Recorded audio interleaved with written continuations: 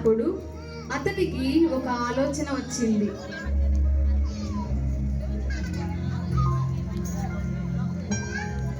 నమస్తే సార్. నమస్తే, బాగున్నావా? 2 రోజుల్లో నా పుట్టినరోజు ఉంది. నేను పట్టణంలో అందరినీ పిలిచి కొన్ని బహుమతులు పంచాలనుకుంటున్నా. అంతే సార్, కానీ అదేంటి సార్? చెప్తాదా? బాగుంది సార్, అదే బాగుంది సార్. అయితే నేను నీకు చోలో చెప్పిన విషయం ఎవరికి తెలియనివ్వకు. సరే సార్. అయితే ఇప్పుడే దండోరా వేయించు. సరే సార్, ఇప్పుడే సార్.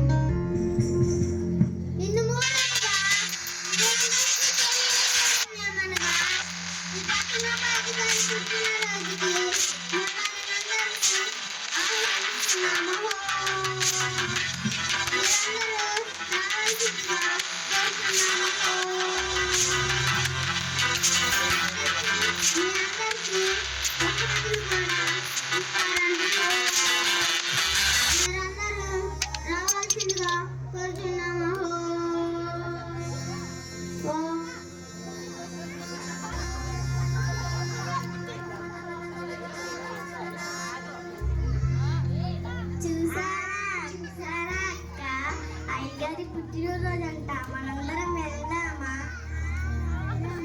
అయ్యగారు పుట్టినరోజుకి వెళ్ళడమే పెద్ద ఆశ్చర్యం. అయితే బహుమతులు కూడా ఇస్తారంట. ఏం బహుమతులు ఉన్నాయో ఏమో.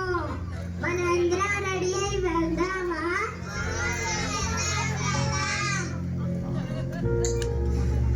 దండోరా విన్న ఆ ఊరి ప్రజలందరూ రెడీ అయ్యి ఆ పట్టణపు అధికారి కోర్టు వెళ్ళారు.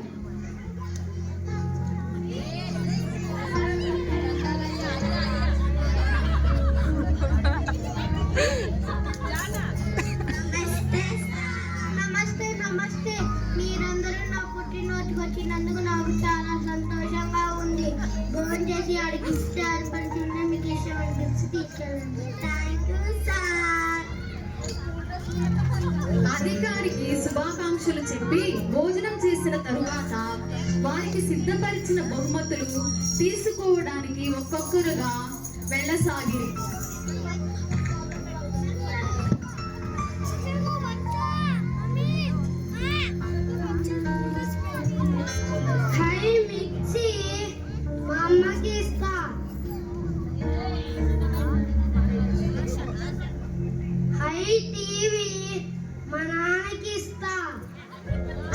అన్నీ కాదు బాబు, ఒకటే. అంతేనా? ఒకటేనా? సరేలే, నా ఇష్టం వచ్చింది తీసుకుంటా. స్మార్ట్ వాచ్ మా నాన్న అడిగినా కానీ ఇప్పించలేదు. స్మార్ట్ వాచ్ మా ఫ్రెండ్ ఒకసారి అడిగితే ఇవ్వలేదు. భలే ఫోజులు కొడుతున్నాడు. నేను వెళ్ళి వాళ్ళ ముందు భలే ఫోజులు కొడతా. నాకు ఇదే విలువైంది. నేను ఇదే తీసుకుంటా. నాకు ఇదే విలువైంది.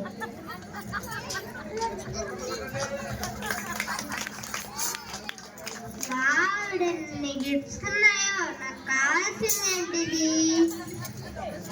Touch phone. మా నాన్న ఇంటికాడ గేమ్స్ ఆడుకోవడానికి ఫోన్ అడిగితే ఇవ్వట్లేదు. ఈసారి గేమ్స్ ఆడుకోవచ్చు, యూట్యూబ్ చూసుకోవచ్చు, లైవ్స్ కొట్టచ్చు. ఇదే కావాలి, ఇదే తీసుకెళ్తా.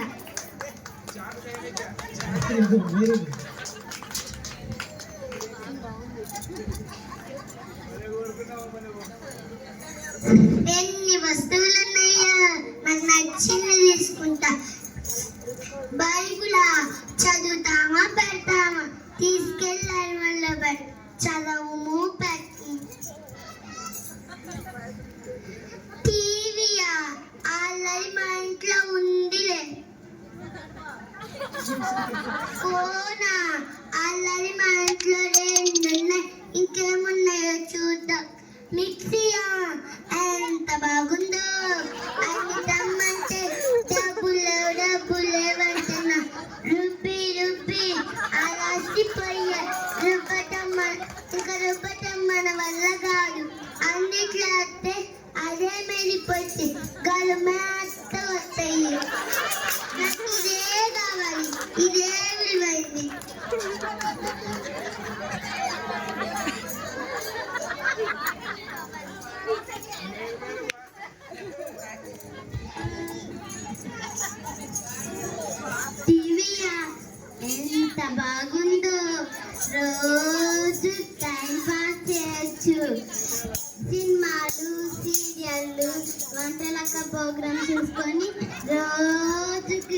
వంట చేసుకొని తినచ్చు. నాకు ఇదే కావాలి, ఇదే కావాలి, ఇదే విలువైంది, ఇదే కావాలి, ఇదే కావాలి, ఇదే కావాలి.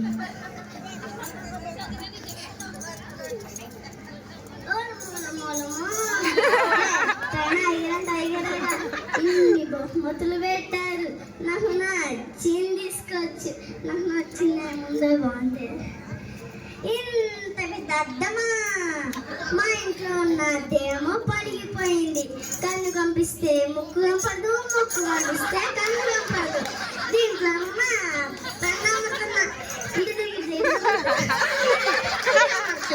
నాకు ఇదే మిగిలింది, నాకు ఇదే కావాలి.